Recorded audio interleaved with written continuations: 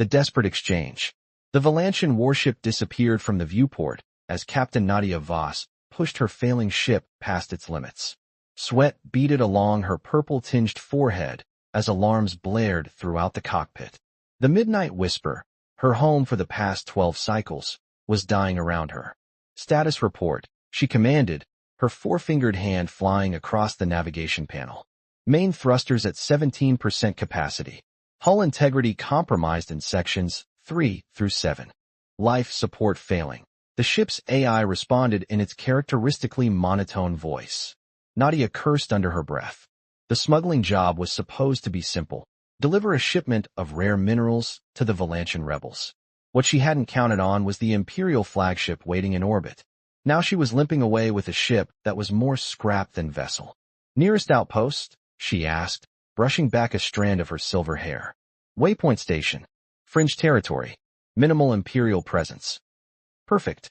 Nadia had heard rumors about Waypoint, a lawless trading post where questions weren't asked and credits spoke louder than allegiances. More importantly, she'd heard whispers of a human mechanic there who could fix anything. At this point, she had no choice. Set course for Waypoint, she ordered, ignoring the warning lights that flashed across her console. 3 grueling hours later, the Midnight Whisper docked at Waypoint Station with what little power remained in its systems. The station was a sprawling collection of salvaged ship parts and hastily constructed modules, held together by necessity and ingenuity.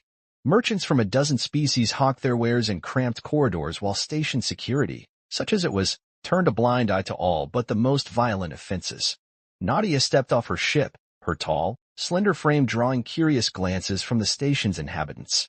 Her species, the Xyrans, were rare in this sector, their distinctive silver hair and purple-tinted skin marking them as outsiders.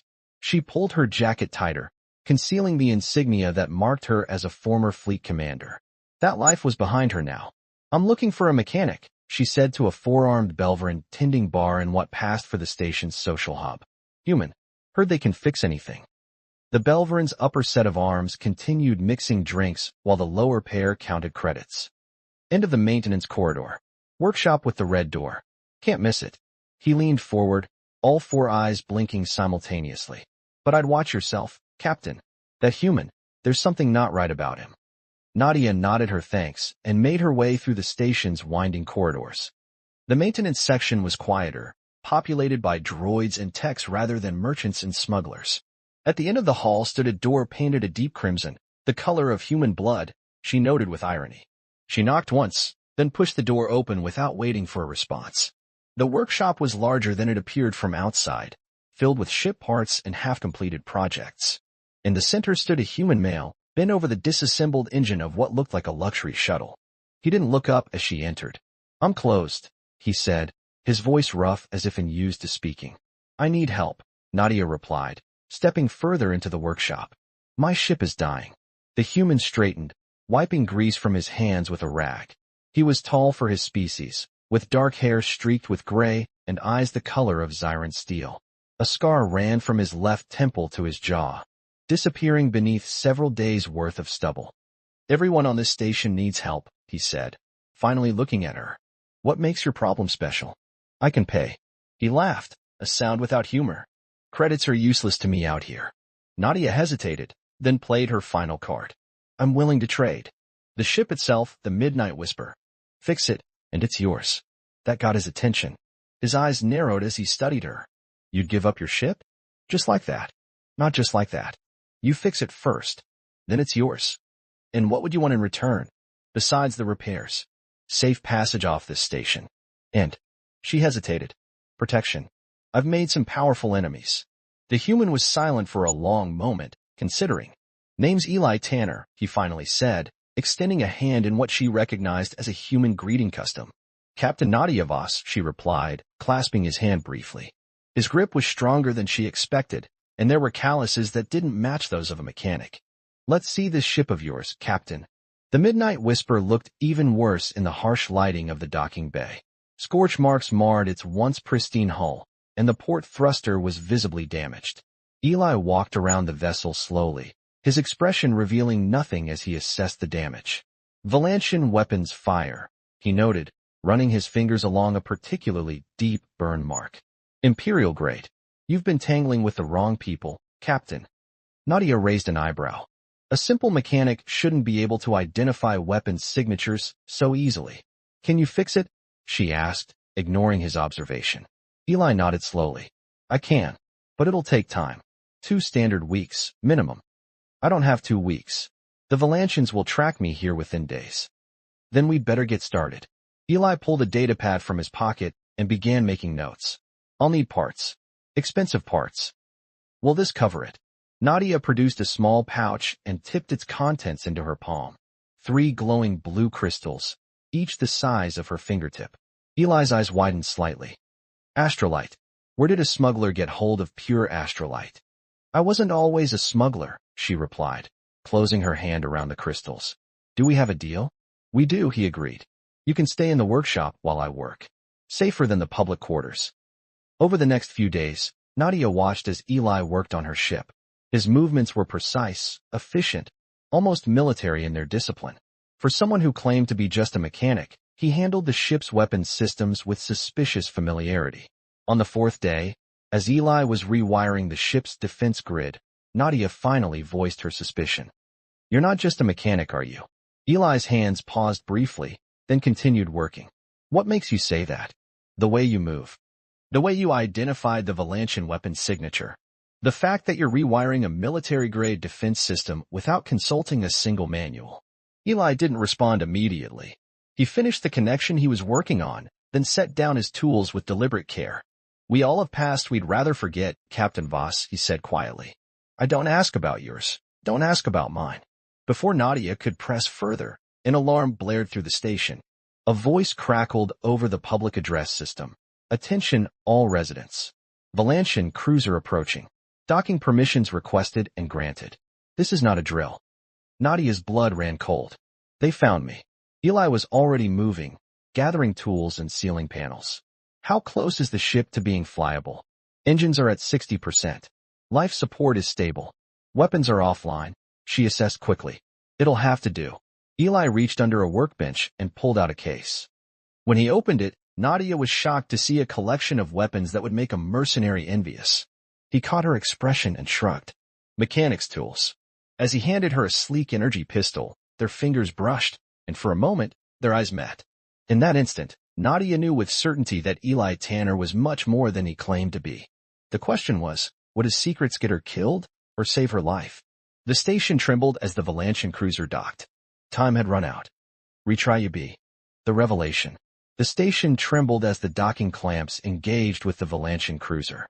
Eli's movements became sharper, more precise as he loaded a high-capacity energy cell into a rifle that looked far too military-grade for a simple mechanic. We have 2 options, he said, his voice dropping into a clipped, authoritative tone that confirmed Nadia's suspicions. Make a stand here or try to slip out while they're still organizing their search parties. The Valantian commander is named Drozek, Nadia said, checking the charge on her own weapon. He's methodical. He'll seal all exits before beginning a systematic sweep of the station. Eli nodded, processing this information with unnerving calm. Then we make our own exit. He gestured toward the half-repaired Midnight Whisper. Get on board and start the pre-flight sequence. I need 5 minutes. For what? His lips curved into a thin smile that didn't reach his eyes. A distraction. Something in his expression made Nadia hesitate, but the distant sound of armored footsteps echoing through the station's corridors decided her. She turned and raced up the Midnight Whisper's ramp, sliding into the pilot's seat with practiced ease. The ship's systems responded sluggishly, but they responded, a testament to Eli's skill. Through the viewport, she watched him access a hidden panel in the workshop wall, revealing an array of devices that definitely weren't standard repair equipment. He worked with practiced efficiency, typing commands into a portable terminal. For minutes later, he sprinted up the ramp, carrying a bag of tools and what appeared to be explosive charges. Seal it, he ordered as he passed the airlock. And be ready to fly the moment I give the word. Nadia complied, her fingers dancing across the controls. What did you do? Reprogram the station's ventilation system to distribute a non-lethal anesthetic gas, he replied, taking the co-pilot's seat. And set charges to blow 3 unoccupied docking bays. The gas will keep most civilians safe while they evacuate, and the explosions will create confusion. That's a military tactic, Nadia noted, watching him closely. Eli's jaw tightened. In 3, 2, 1. A series of explosions rocked the station. Emergency alarms blared, and the comm channels erupted with panicked chatter. Through the viewport, they could see people rushing toward escape pods and maintenance tunnels. Now, Eli said, his voice eerily calm amid the chaos. Nadia fired the engines. The midnight whisper shuddered, then lifted from the docking bay floor. She guided it through the still opening bay doors, scraping the ship's underbelly in her haste. We've got company, Eli announced, his attention on the sensor display. 3 Valantian fighters detaching from the cruiser. Can you handle weapons? Nadia asked, adjusting their course to maximize the station's bulk as cover. Without answering, Eli turned to the weapons console. His fingers moved with practiced precision as he brought the ship's limited defenses online. The familiarity with which he operated military systems was the final confirmation Nadia needed. Who are you really? She demanded, executing a tight maneuver to avoid incoming fire. Not now, he growled, returning fire with remarkable accuracy. One of the pursuing fighters exploded in a brilliant flash of light and debris. The remaining fighters split formation, attempting to flank them. Nadia pushed the Midnight Whisper's damaged engines to their limit, diving toward the nearby asteroid field. You know the Valantian attack patterns, she observed as Eli anticipated and countered their pursuers' next move. You've fought them before. Many times, he admitted, his focus unwavering as he disabled the second fighter with a precision shot to its propulsion system. Nadia navigated deeper into the asteroid field, using the natural cover to evade the final pursuer. For several tense minutes, they played a deadly game of hide-and-seek among the tumbling rocks until finally, the Valantian fighters' signal disappeared from their sensors. Only then did Nadia engage the autopilot and turn to face Eli. Talk. He sighed, suddenly looking older and more weary. What do you want to know? Everything. Starting with your real name and rank. A flicker of surprise crossed his features. That obvious. To someone who used to command a battle fleet? Yes. Eli leaned back in his seat, studying her for a long moment before speaking. Commander Elias Tanner, formerly of Earth's 7th Tactical Fleet. Strategic Operations Division. Nadia's eyes widened. You're the Ghost of Proxima. He winced at the nickname. Some called me that. The Ghost of Proxima was a legend, the human commander who had outmaneuvered and defeated a Valantian armada 3 times the size of his fleet during the Battle of Proxima Centauri. His tactics had been brilliant, unexpected, and controversial. Rumors spoke of terrible sacrifices made to secure victory. They said you died when your command ship was destroyed, Nadia said. That was the official story. His voice was flat, more convenient than the truth. Witches. Eli's eyes darkened. I refused a direct order that would have resulted in civilian casualties. Instead, I implemented my own strategy. It worked. We won the battle, but I disobeyed the chain of command. When certain elements within Earth's military leadership decided I was a liability, disappearing seemed like the better option. So you became a mechanic on a forgotten station, Nadia concluded. Hiding in plain sight. He nodded. Until you showed up with a Valantian warship on your tail. Nadia studied him, reassessing everything she knew about the human. The Ghost of Proxima was said to be ruthless, calculating, a tactical genius who could predict enemy movements before the enemy themselves knew what they would do. Yet he had also risked his career to save innocent lives. They called me the Butcher of Lyrisfor, she said quietly. Eli's expression didn't change. I know who you are, Commander Voss. Former Zyran fleet commander. You defected after refusing to bombard a peaceful settlement. They were civilians, she said, the memory still painful. My government insisted they were harboring terrorists. I knew better. And now you're a smuggler, running supplies to rebels fighting the regime you once served. She raised an eyebrow. You've done your research. Old habits, he replied with a shrug. When a known Zyran defector landed at my doorstep, I made inquiries. A warning light flashed on the console, drawing their attention. Engine 3 is overheating, Nadia reported, checking the readings. Your repairs were impressive, but this ship needs a proper overhaul. There's a place we can go, Eli said after a moment's consideration. An old Earth outpost, abandoned after the war. It has facilities we can use, and it's off any standard patrol routes. You trust me enough to reveal one of your hideouts. His expression was unreadable. We're both running from our pasts, Captain Voss. Maybe it's time we stopped running alone. The coordinates he provided led them to a small, unremarkable moon orbiting a gas giant in an unnamed system. As they approached, camouflaged hangar doors slid open, revealing a surprisingly well-maintained facility. "Welcome to Sanctuary," Eli said as he guided the ship into the hangar, one of several emergency facilities established during the Proxima campaign. Only a handful of people know they exist. The hangar was vast, large enough to hold a dozen ships the size of the Midnight Whisper. Advanced repair drones activated as they landed, immediately beginning diagnostic scans of the damaged vessel. "This is impressive," Nadia admitted, following Eli down the ship's ramp. "How have you kept it operational all these years?" "Automated systems, mostly, and occasional visits to perform maintenance." He led her through a series of corridors to a command center filled with advanced monitoring equipment. "From here, we can track any approaching vessels. We'll have plenty of warning if the Valantians pick up our trail." Nadia watched as he activated the systems with practiced ease. In this environment, surrounded by military technology, Commander Elias Tanner was in his element. The disguise of the simple mechanic had fallen away completely. "So what now?" she asked. "You've revealed your secret base to a former enemy commander. That's a significant risk." Eli turned to face her, his expression serious. "The war's been over for years, Commander. The real enemies now are the ones who'd sacrifice innocent lives for political gain, whether they're human, Zyran, or Valantian. You're suggesting an alliance."